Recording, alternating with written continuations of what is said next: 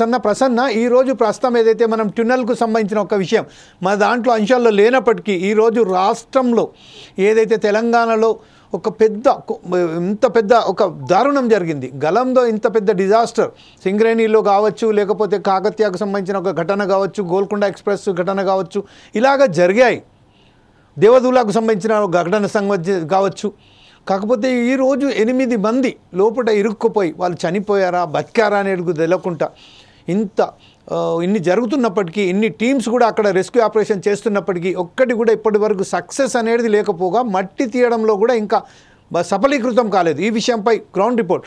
Actually it is not in our agenda, but at the same time it is the interest of the people. Just we are going for this one. Go ahead. Can you unmute your mobile?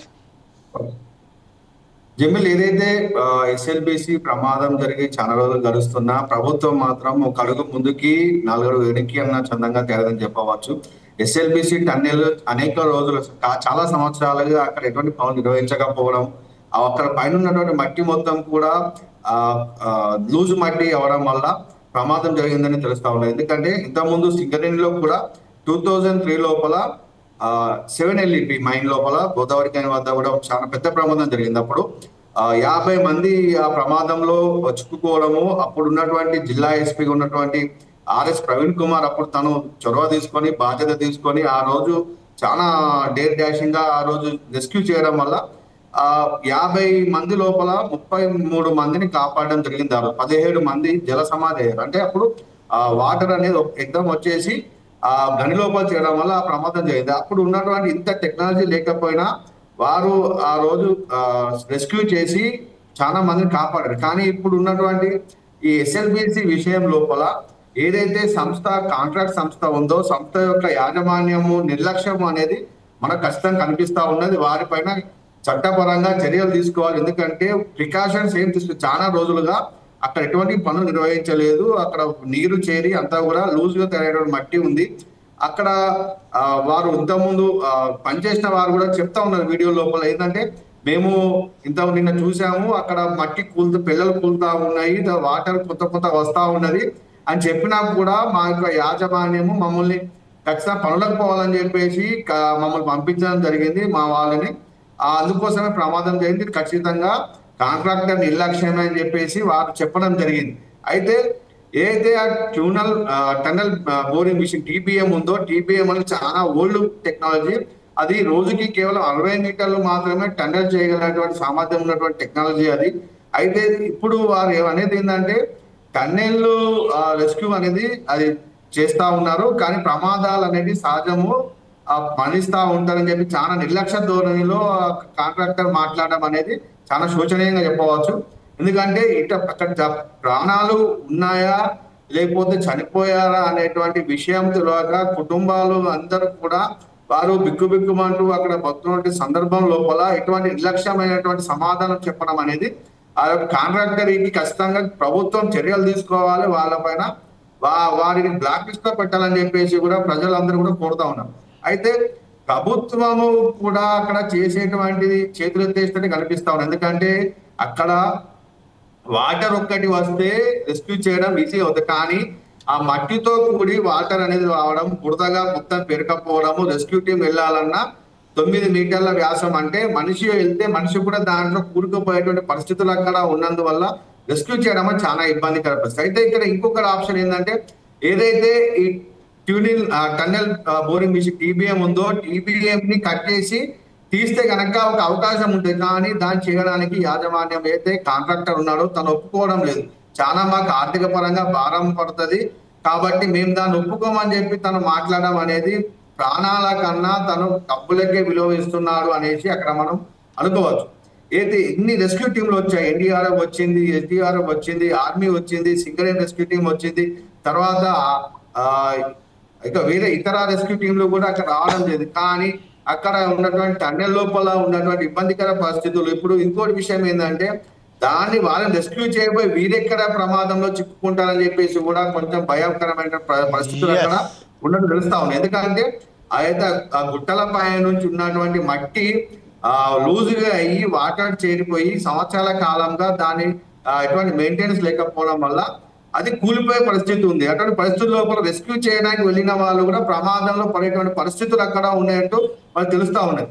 కానీ దీని రాజకీయాల నుంచి దూరం పెట్టాలని చెప్పేసి ప్రజలందరూ కోరుతా ఉన్నారు. ప్రతిపక్షంలో ఉన్నవారు కానివ్వండి, అధికార పక్షం ఉన్నటువంటి వారు కానివ్వండి, ఎస్ఎల్బిసి టన్నెల్ లోపల మొదటగా రెస్క్యూ చేయడానికి పూర్తిగా సహకరించి రెస్క్యూ ఆపరేషన్ పూర్తి చేయాలి, కానీ రాజకీయాలు మాత్రం చేయకండి అని చెప్పేసి ప్రజలు కోరుతా ఉన్నట్టు మనం చెప్పవచ్చు. జమీల్, ప్రస్తుతం మనం ప్రసన్న ఇంత ఓల్డెస్ట్ టెక్నాలజీని వాడుతున్నారు. ఇప్పుడు హై ఎండ్ టెక్నాలజీ వచ్చింది. అయినప్పటికీ ఎన్నో సంవత్సరాల నుంచి వెళ్ళి ఈ టన్నెల్కు సంబంధించిన పనులు అక్కడనే అట్లనే ఆగిపోయి ఉన్నాయి. ఈ నేపథ్యంలోనే కనీసం ఎప్పుడైతే కొత్త ప్రభుత్వాలు వచ్చాయో, అది గత ప్రభుత్వమే కానీ ఇప్పుడు ఉన్న ప్రభుత్వమే కానివ్వండి, ఆ విషయంలో ఎప్పుడైతే పనులు సాగిస్తున్నారో ఆ సమయంలో హై ఎండ్ టెక్నాలజీని వాడకుండా ఓల్డెస్ట్ టెక్నాలజీని ఎందుకు వాడుతున్నారు? దీనిపై సరైన బడ్జెట్ వాళ్ళని కేటాయించలేదా, లేకపోతే కంపెనీ వాళ్ళు కావాలనే ఓల్డ్ టెక్నాలజీని వాడుతున్న ప్రాణాలతో చిలగాడుతున్నారా? జమీల్, ఏదైతే ఇక్కడ ఈ ఎస్ఎల్బిసి టన్నెల్ అనేది 42 సంవత్సరాల క్రితం ప్రపోజల్ అయినటువంటి ప్రాజెక్ట్ ఇది.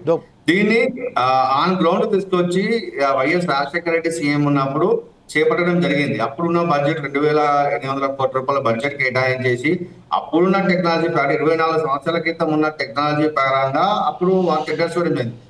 అయితే టన్నెల్ కి కాంట్రాక్ట్ తీసుకున్నారో ఆ కంపెనీ వారు అప్పుడున్న టెక్నాలజీ ప్రకారంగా ఈ టన్నెల్ బోరింగ్ మిషన్ ని తీసుకురావడం. అయితే ఈ టన్నెల్ బోరింగ్ మిషన్ అనేది చాలా ఓల్డ్ టెక్నాలజీ.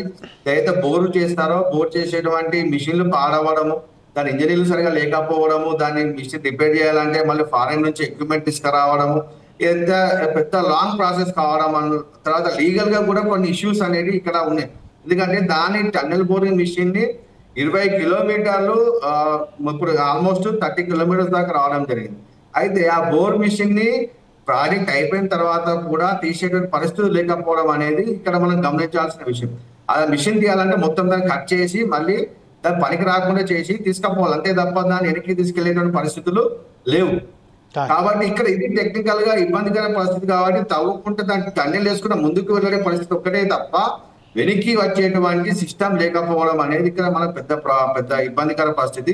తర్వాత ఇంకోటి ఏంటంటే నల్లమల్ల రిజర్వ్ ఫారెస్ట్ లో ఉండడం, అది టైగర్ రిజర్వ్ జోన్ కావడం వల్ల కూడా పర్యావరణ అనుమతులు రాకపోవడం అని కూడా ఒక ఇబ్బందికర పరిస్థితి అక్కడ ఉందని చెప్పుకోవచ్చు. అది టన్నెల్ బోరింగ్ మిషన్ ఏదైతే ఉందో ఆ మిషన్ ని కట్ చేయడానికి, దాన్ని కట్ చేసి ముక్కలుగా చేసి తీసుకపోవడానికి ఏది కాంట్రాక్టర్ ఉన్నాడో తను ఒప్పుకోవడం లేదు.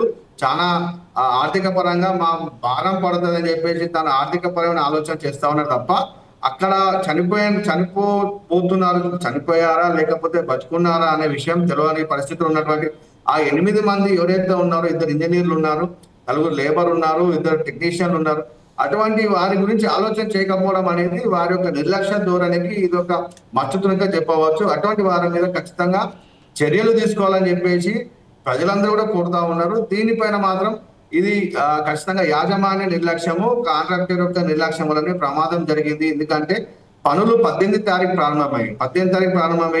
ప్రారంభమైనాక నెక్స్ట్ 2 days కే అది ప్రమాదం జరిగిందంటే ఖచ్చితంగా వారు ముందస్తుగా దానిపైన సర్వే కానీ అది చేసుకోలేదు. దాని రెస్క్యూ కానీ ఎటువంటి పరిస్థితులు ఉన్నాయి, అక్కడ టన్నెల్ ఏ విధంగా ఉంది, చాలా రోజులుగా దాని పనులు చేపట్టలేదు, మిషన్ ఏ పరిస్థితిలో ఉంది. ఎందుకంటే అన్ని రోజులు కూడా ఆ మిషన్ నీళ్ళలో నానిపోయి ఉంది. 3 సంవత్సరాలుగా ఆ మిషన్ నీళ్ళలో నానిపోవడం వల్ల మిషన్ కూడా అంతా కూడా జామ్ అయిపోయి పనికి రాని పరిస్థితుల్లో ఉన్న దాన్ని చిన్నగా రిపేర్ చేసి పనులు ప్రారంభం చేశారు.